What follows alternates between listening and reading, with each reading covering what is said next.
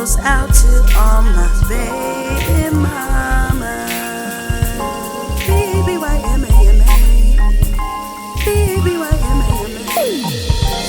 This goes out to all my baby mama. B-B-Y-M-A-M-A. Back to my channel. It's your girl TdotGrow. Thank you for coming back to my channel. I am here in my workspace getting some things done, and as I promised you, I am going to be releasing some videos specifically just allowing you to get to know me as an author of an inspirational adult title, Raising My Manchild.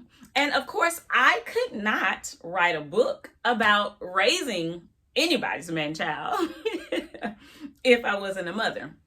And so I would like to introduce myself to you as a mom. So those of you who know me or has probably any of my videos, I have at some point mentioned my son, Jaden. He is my homie, my heart, my guy. And of course, he's a teenager, so he's also my headache at times. That I am also a bonus mom, something I am super excited about. So now I have my boy and a girl. We all like to dance. We all are silly, big goofballs. And so God has blessed us and it's working out. But this video is just specifically, again, about me being just a mom in general, right? And presenting myself to you as a mom who has written a book about my single motherhood journey. So in the book, I talk specifically just about parenting aspects in some of the chapters. And so this video is simply just to leave you with a few notes that comes from the book that will hopefully pique your interest to buy the book when it's available so that you can read what I have to say about being a mom. So first thing, in one of the chapters, I talk about why it is important to be intentional about the decisions that we make as parents, not just moms, right? Just as parents in general. I recently had the revelation that children has to live with adult decisions. That's not fair, right? You know, but that's life. You know, life isn't fair. But in having that revelation, it made me, as I was writing that part of the book, it made me really think, like, if we're mindful about the fact that our babies have to live with the decisions that we make in life, I think we'll be far more intentional about making those decisions and make sure that those are the right decisions and that those decisions benefit us and our children. In my single mom journey, it has not been an easy one. My God, it has been downright disheartening, disparaging, enraging at times, right? But because I'm somebody's mama, I can always act on those emotions, right? And those feelings. And so that is something that I talk a little deeper about in the book, about us being cognizant of making sure that we are intentional about the decisions that we make, because our babies got to grow up and live with those decisions. And I don't know about you, but I don't want to be, it would just pain me and guilt me, oh God, to the core, to know that my baby as an adult himself will have to live with traumas, childhood traumas that could have been avoided, right? You know, things happen. Life happens, you make mistakes, right? But there are some things that we can be intentional about to make it less likely that negative things happen in our children's life. So that's something that I go in to detail in the book about, just about us as adults being cognizant about the fact that our babies got to live with our decisions. So it's up to us to make sure that we are intentional about making the right decisions, because we know that it's going to affect our babies. Another point that I bring up in the book is about being mindful that we are the writers of our children's origin story. And if you are a superhero movie fanatic like me and Jaden are, then I'm sure you are familiar with comic book characters, right? Because that's where our superhero stories come from, right? And every comic book character has an origin story, out that beginning, where do we come from? We all have an origin story, right? Well, how fair is it to kids that their origin story can be jacked up because we were just reckless, with our decisions after we became parents, right? Which kind of ties into the first point as well.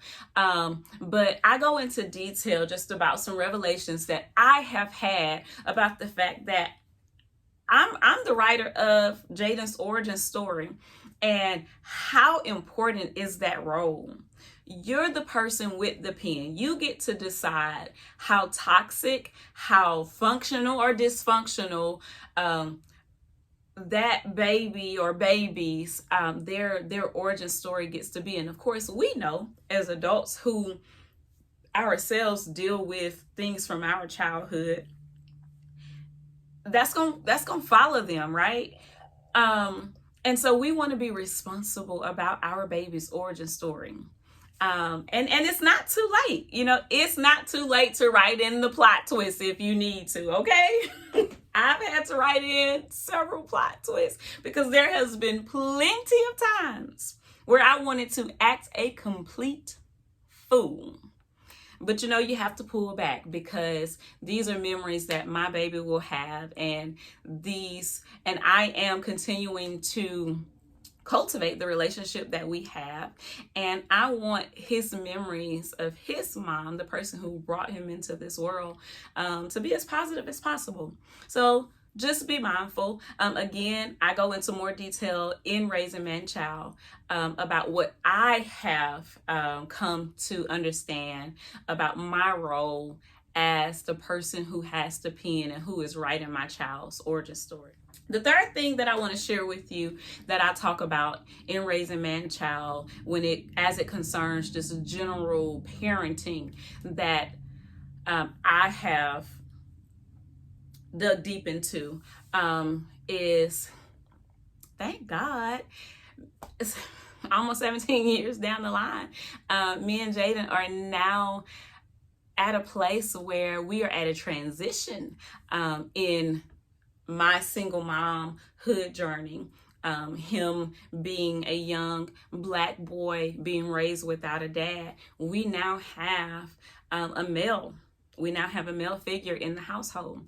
And so I talk about the importance of when you get to the point to where you are blessed to blend, and your fatherless child is going from being fatherless and not having a male figure in the household to now having one, then it's very important that you make that transition as careful and as responsible as possible. It's not going to be easy, let me tell you. Nobody told me.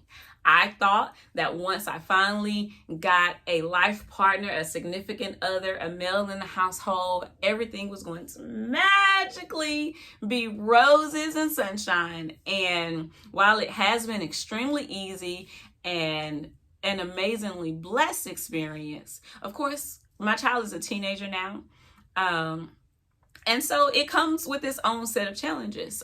We all have different personalities. And so there have been some things that, we have had to adjust to and learn to work through. Of course, all things are better with communication, right? And that's something that we are learning. And I am blessed to say that both of them have done an amazing job.